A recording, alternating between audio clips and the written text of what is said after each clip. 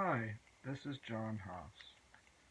I'm going to tell you the story of my participation in the making of a movie called The Fortune, a movie that has been largely forgotten. It got bad reviews, probably low box office, but at the time it was made, and I was privileged to be on the set under the auspices of the director of photography, who is our family friend named John Alonzo. This movie was somewhat representative of the peak of Hollywood at that time. Its director was Mike Nichols, who had done Who's Afraid of Virginia Woolf, the groundbreaking and eternally classic Graduate, the acclaimed adaptation of the novel by Joseph Heller, Catch-22,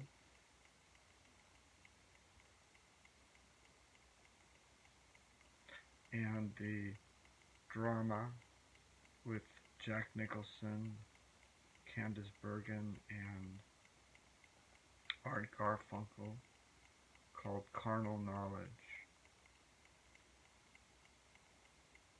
His most recent picture had been the movie The Day of the Dolphin, starring George C. Scott and Scott's then wife, Trish Vanderveer.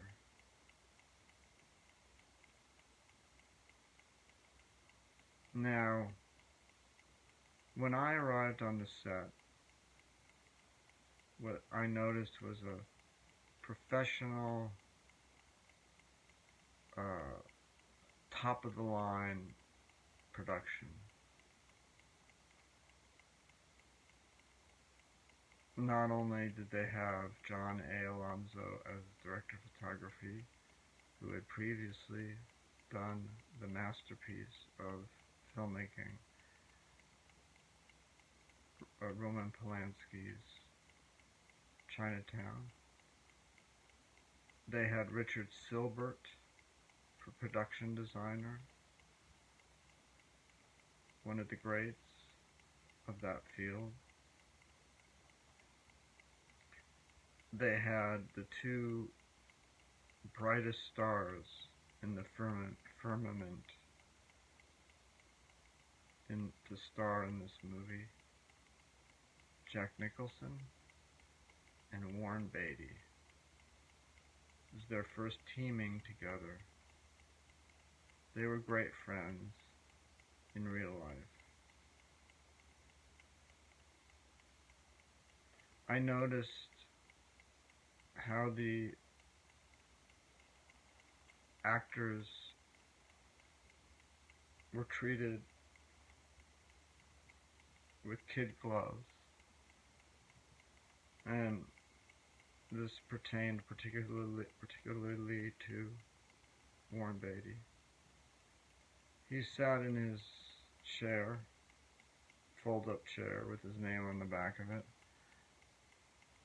and he would yell out, "Get me a Diet Coke, get me a fruit plate," and he would hold up a handheld mirror, a woman's mirror, and look in the mirror.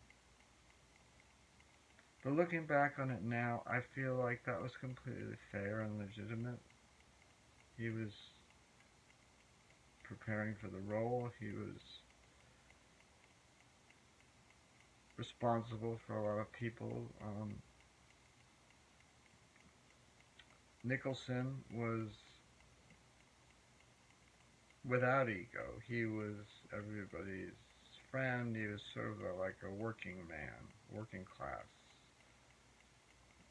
He got along with the guy that swept out the soundstage as well as the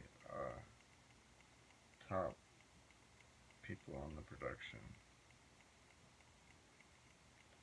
I don't know what his relationship, or Beatty's for that matter, was with Candace Bergen, like beyond friendship, but I had mentioned that Bergen had starred with Nicholson in Carnal Knowledge, and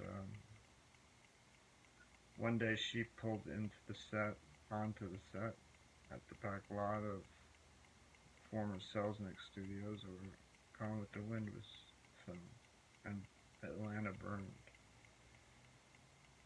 And she just hobnobbed with Beatty and Nicholson.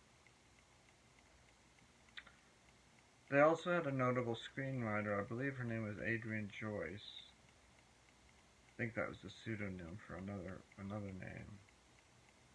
However, she had also penned or written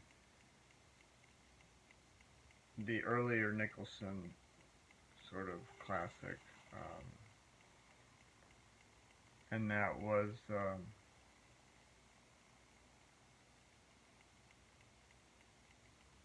Five Easy Pieces. So with this conglomeration of talent, it was unfortunate that the movie was not a hit. It was beautifully designed. It took place in the 1920s, so they recreated a Los Angeles bungalow court and adjacent area impeccably. And I learned a lot. I even got to load one of the Panavision 35mm magazines. I was always grateful for Alonzo for taking a chance and giving me a shot at being on a set, and he surely knew that I would behave myself, being the kind of quiet, observant, more type person I am. I would like to talk more about John A. Alonzo, and I would like to do that in my next YouTube. So until then, this is John Haas saying, have a good day, or whatever. You know that, you know. Okay, bye.